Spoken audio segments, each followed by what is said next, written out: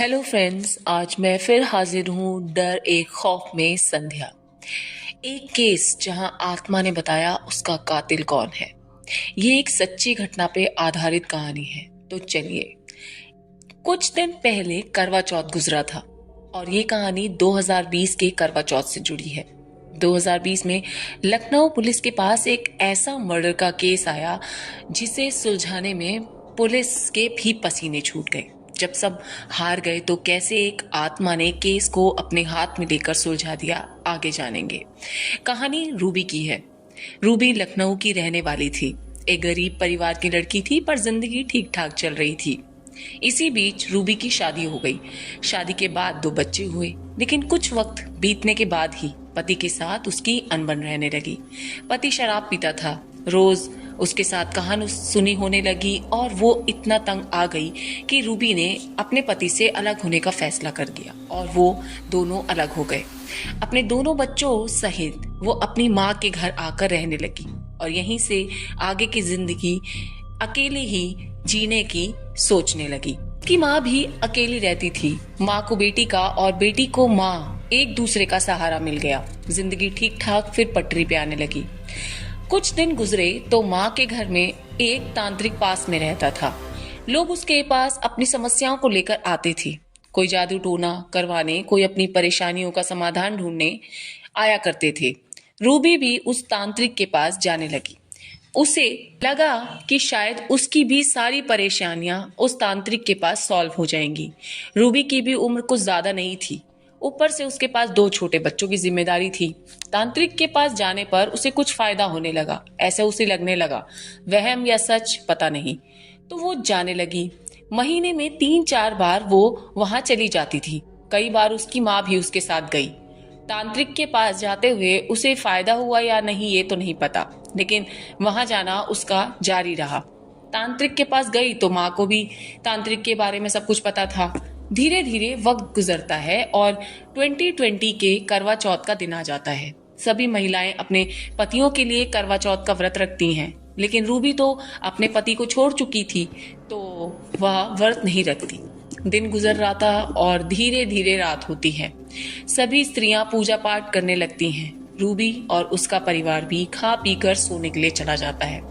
करीब 9, साढ़े 9 के आसपास लेटे लेटे रूबी अपनी माँ से कहती है कि माँ, मैं तांत्रिक से मिलकर आती हूँ। माँ विरोध नहीं करती, क्योंकि पहले से ही वो ऐसे कभी शाम को या 9 बजे के आसपास चली जाती थी तांत्रिक के पास। तो माँ लेटे लेटे बेटी को बोली कि जाओ, वापस समय पर आ जाना, और बेटी की वापसी का इंतजार करने लगती है। लेकिन 1 घंटा हो गया, फिर 3 घंटे बीत गए, रात से सुबह हो गई, लेकिन रूबी वापस नहीं आई। अब माँ को चिंता होने लगती है। जिंदगी से परेशान, कहीं कुछ कर ना ले। अब रूबी की माँ लखनऊ पुलिस के पास पहुंचती है और रूबी की गुमशुदगी की रिपोर्ट करवाती है। फौरन पुलिस हरकत में आती है और सबसे पहले रूबी की माँ का बयान दर्ज करती है। वो उस रात की पूरी कहानी पुलिस को बता देती है। तांत्रिक का नाम सुनते ही पुलिस को लगा, ये तो सीधा सा केस है, समझ लो हमें तो कातिल मिल गया। पुलिस वाले माँ से रूबी का फोन मांगते हैं। वो उस रात की कॉल डिटेल चेक करते हैं तो पता चलता है कि उस रात रूबी ने 2 लोगों को कॉल किया था। पहला था तांत्रिक और दूसरा कोई पवन नाम का बंदा। पहले पुलिस तांत्रिक को लेकर आई और उससे सख्ती से पूछताछ की। 3rd डिग्री टॉर्चर भी दिया, लेकिन उसने बार बार एक ही बात कही, रूबी आती थी, लेकिन करवा चौथ वाले दिन वो नहीं आई। लेकिन पुलिस को तांत्रिक पर बिल्कुल भी भरोसा नहीं हो रहा। पुलिस दूसरे नंबर पर अपना ध्यान ले गई, क्योंकि ये 2 ही नंबर थे जिन पर सबसे ज्यादा बात हुई थी। अब पुलिस इसकी खबर लेने पहुंची, इसे उठाकर थाने लाई। ये बंदा भी साफ इनकार करने लगा। इस पर भी 3rd डिग्री अप्लाई किया, लेकिन दोनों ने ही मुंह नहीं खोला। दोनों ने 3rd डिग्री के बावजूद मुंह तो खोला ही नहीं। तो पुलिस ने हाल फिलहाल के लिए दोनों को छोड़ दिया। रूबी मिल नहीं रही थी। घर में माँ और रूबी के दोनों बच्चे परेशान। कातिल मिल नहीं रहा। पुलिस को तो सर ही घूमता जा रहा था। ज्यादा हाई प्रोफाइल मामला तो नहीं था, इस कारण पुलिस भी धीरे धीरे ढीली पड़ने लगी। इस पर से ध्यान खत्म होने लगा पुलिस का। लेकिन रूबी की माँ लगातार पुलिस स्टेशन जाती रहती थी। इसी तरह 6 महीने गुजर गए और 2021 आ गया। करीब मार्च अप्रैल के आसपास 2021 के लेकिन इन 6 महीनों में पुलिस को कोई सुराग नहीं मिला था। 6 महीनों के बाद अचानक एक शाम 7 बजे के आसपास पुलिस वाले थाने में मौजूद थे। जैसे कि आम पुलिस वाले सब अपना काम कर रहे होते हैं, एक शख्स पुलिस स्टेशन में दाखिल होता है। ये वही था जिससे करवा चौथ वाले दिन रूबी की बात हुई थी, पवन। इसे देखकर पुलिस एक बार में पहचान गई, क्योंकि कई बार इसकी खातिरदारी पुलिस स्टेशन में कर जो चुकी थी। वो आया और घबराया हुआ पुलिस ने पूछा कि भाई तुझे ये क्या हुआ, तू इतना घबराया हुआ क्यों है? तो कहने लगा, मुझे गिरफ्तार कर लो साहब, मुझे गिरफ्तार कर लो। तुझे क्या हुआ भाई? मैं रूबी का कातिल हूं, मुझे गिरफ्तार कर लो। पुलिस ये सुनकर सन रह गई, क्योंकि इतनी बार 3rd डिग्री से जो आदमी जुर्म नहीं कबूला वो इतनी आसानी से कैसे मान गया? इतने डर और खौफ में ये कैसे हुआ?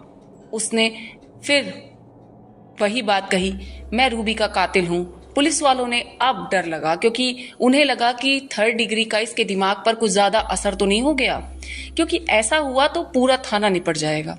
पहली बार पुलिस वालों ने उससे बड़े प्यार से कुर्सी पे बिठाया, पानी पिलाया और फिर प्यार से पूछा, अब बताओ तुम्हें क्या हुआ? उसने बोलना शुरू किया, साहब रूबी की आत्मा मुझे पिछले 6 महीने से सोने नहीं दे रही है।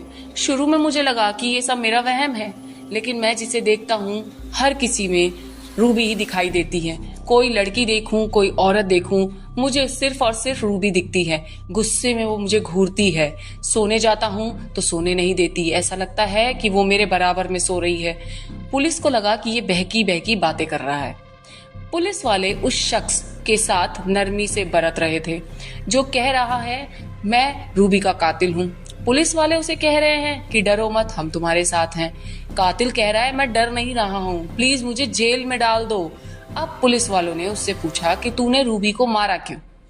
उसने करवा चौथ की रात की पूरी कहानी सुनाई। उसने कहा कि करवा चौथ वाली रात रूबी मेरे पास आई थी, हम दोनों में प्यार था। जब उसे उसके पति ने तलाक दिया तो वह अपनी माँ के घर रहने लगी। उस रात मैंने उसे मिलने के लिए बुलाया था, मैंने उससे शादी करने के लिए कहा। मैंने कहा आज करवा चौथ जैसे औरतें हैं अपने पतियों के लिए व्रत रखी हैं, तुम भी मेरे साथ रहो, मुझे देख लो। रूबी मेरे घर आई, मैंने उससे कहा कि तुम आज रात यहीं रुक जाओ, रात भर एक साथ रहेंगे। लेकिन रूबी इसके लिए तैयार नहीं हुई, क्योंकि घर पर उसके 2 छोटे बच्चे थे, माँ थी। तो मैंने उससे बहुत समझाने की कोशिश की, लेकिन वो नहीं मानी। मैं शराब के नशे में था, मेरे घर में कुछ वजनी सामान मेरे हाथ लगा और मैंने उसके सर पर दे मारा। कुछ देर बाद मैंने देखा कि रूबी दुनिया से जा चुकी है। ये सब देखकर मेरा सारा नशा उतर गया। अब मुझे समझ नहीं आया कि मैं क्या करूं। मुझे लगा कि मैं पकड़ा जाऊंगा। फिर मैंने जिस कमरे में उसे मारा था उसी कमरे में गड्ढा खोदा और रूबी को उसी गड्ढे में गाड़ दिया। उसने सोचा मुझे कोई नहीं पकड़ सकता, लेकिन एक तो वो लाश उसके कमरे में थी और दूसरा वो उसी कमरे में सोता था। शुरू में उसे डर लगता था तो वो शराब पी लेता था, लेकिन डर कम हो जाए। लेकिन कुछ समय बाद शराब का नशा भी काम नहीं कर रहा था। उसे लगता कि मुझे रूबी आएगी और मार ही डालेगी, मुझसे बदला लेगी। पुलिस वालों को अब भी यही लग रहा था कि पवन की दिमागी हालत ठीक नहीं है। लेकिन इन सब में एक पेच था, क्योंकि पवन ने बताया था कि ये लाश उसके कमरे में गड़ी हुई है। तो अगर कमरे में लाश मिल जाती है तो पवन सच बोल रहा है, क्योंकि पवन के कमरे में एक टीम गई और लाश ढूंढने के लिए खुदाई करना शुरू किया। जब उन्होंने खुदाई कर ली तो वहां लाश बरामद हो गई। तो वो बात तो सच साबित हुई कि पवन ने ही रूबी का खून किया है। पुलिस वालों के लिए एक मुसीबत और थी कि वो ये साबित कैसे करें कि ये रूबी ही है, क्योंकि कंकाल तो उठकर बताएगा नहीं कि मैं रूबी हूं।